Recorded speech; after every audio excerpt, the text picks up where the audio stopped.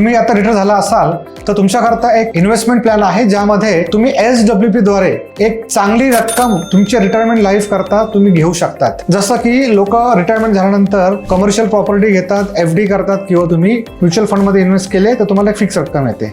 Commercial प्रॉपर्टीमध्ये तुम्हाला rental income येतं, पण त्याच्यामध्ये रेंटल इन्कम एवढं जास्त येत नाही. जसं एक्झाम्पल पकडा की 40 लाखाचं तुम्ही FD पण केली, 40 लाखाची तुम्ही प्रॉपर्टी पण घेतली आणि 40 लाखाची तुम्ही म्युच्युअल फंड मध्ये इन्व्हेस्टमेंट केली.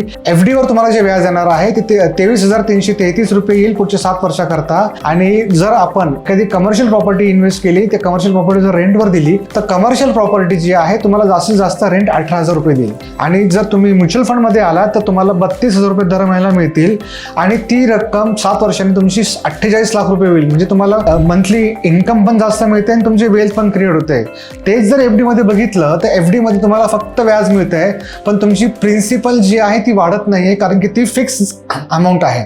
रेंटल इन्कम मध्ये तुमची प्रॉपर्टीची कॉस्ट डिपेंड आहे की ती व्हेरी होऊ शकते, वाढू पण शकते, चांगल्या प्रकारे कमी पण होऊ शकते, डिपेंड्स ऑन लोकेशन. पण रेंटल इन्कम एवढं येणार नाही.